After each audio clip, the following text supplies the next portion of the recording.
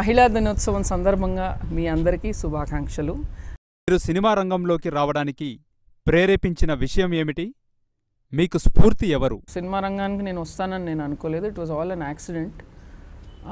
నాకు చిన్నప్పటి నుంచి అమర్ చిత్ర కథ చదవటం చాలా ఇష్టం, ఇప్పటికీ ఇష్టం.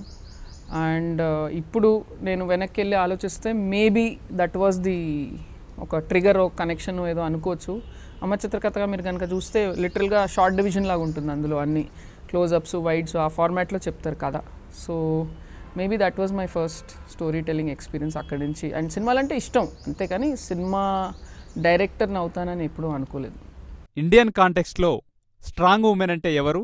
ఏ విధంగా మనం డిఫైన్ చేయగలము? ఇండియన్ మూవీస్లో స్ట్రాంగ్ ఉమెన్ ఎవరు? ఇండియన్ కాంటెక్స్లో strong women is your mother, is your aunt, is your grand mother.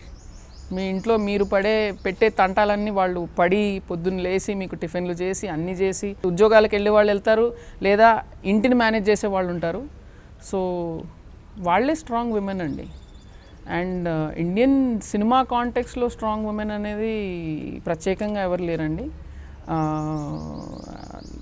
For cinema కూడా, cinema and real life are reflections of each other. సినిమాలో కనిపించేది మీకు నిజ జీవితంలోంచి తీసుకుంటాం.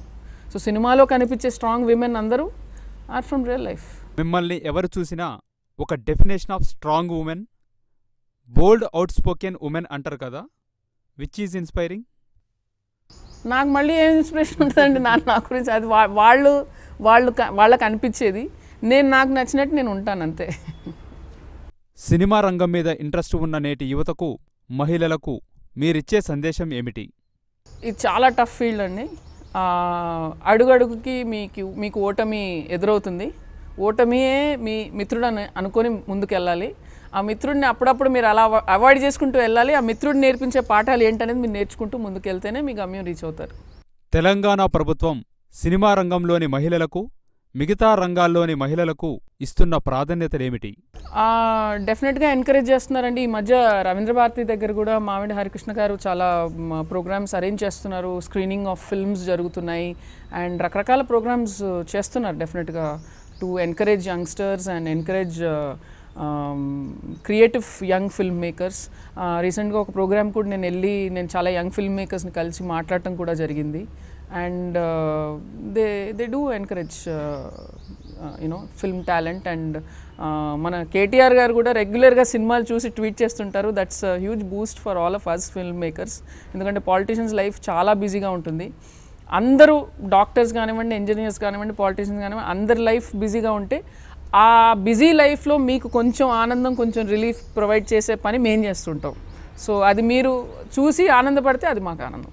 తెలంగాణ ప్రభుత్వ పథకాలైన అమ్మఒడి, కేసీఆర్ కిట్టు, కళ్యాణలక్ష్మి, వీహబ్, మహిళల భద్రతకు, షీ టీమ్ లాంటి పథకాలు, చర్యలపై మీ అభిప్రాయం? ఇట్స్ గ్రేట్ అండి. అంటే నాకు గుర్తున్నంత వరకు ఇన్ని రకాల వెరైటీస్ ఆఫ్ ప్రోగ్రామ్స్, మన ప్రజలకు సంక్షేమ కార్యక్రమాలు నేను చూడటం, ఇంత డీటెయిల్డ్గా స్పెసిఫిక్ ప్రోగ్రామ్స్ చూడటం మన తెలంగాణ ప్రభుత్వం చేస్తున్నారు. అండ్ దాన్ని చాలా బాగా ప్రచారం చేస్తున్నారు. ముఖ్యంగా చాలాసార్లు ఏమవుతుందంటే గవర్నమెంట్ ఖర్చు పెట్టడానికి నిధులు ఉంటాయి, ప్రోగ్రామ్స్ ఉంటాయి, కానీ వాటి ప్రచారం జరగదు. ప్రస్తుతానికి అంటే నేను బిజీగా ఉంటూ కూడా ఇక్కడ ఏ గ్రామాల్లో కూడా ఏం కార్యక్రమాలు జరుగుతున్నాయి అనేది నాకు అవగాహన ఉంది. ఎందుకంటే అంత ప్రచారం చేస్తున్నారు కాబట్టి. సో డెఫినెట్గా నేను మా ఊరు వరంగల్ దగ్గర అండి, పరకాల్ వెళ్ళినప్పుడు కూడా నేను టీఆర్ఎస్ గవర్నమెంట్ వచ్చిన తర్వాత అది ఏమేమి అభివృద్ధి జరిగిందనేది నాకు కనబడుతుంది అక్కడ. So extremely happy. పిల్లలు చాలా రంగాల్లో వెనకబడుతున్నారు. ఎటువంటి కారణాలు బ్యాక్ స్టెప్ తీసుకునేలా చేస్తున్నాయి? వాటిని ఎలా అధిగమించాలి? మెయిన్ ఎడ్యుకేషన్ అండ్ సేఫ్టీ అండి. ఈ రెండు.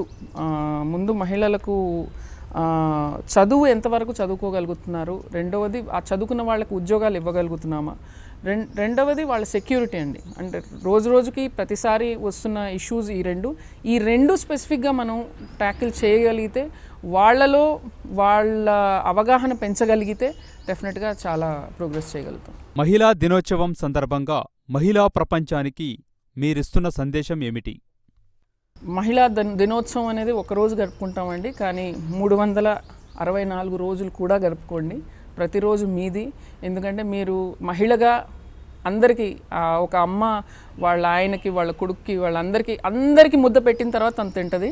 సో అప్పుడప్పుడు అమ్మ మీ గురించి కూడా మీరు ఆలోచించుకోండి, మిమ్మల్ని మీ గురించి మీరు ఆలోచించుకోవడంలో తప్పు లేదు. So that's my message on women's day for all the rest of the women's days. మహిళా దినోత్సవం సందర్భంగా మీ అందరికీ శుభాకాంక్షలు.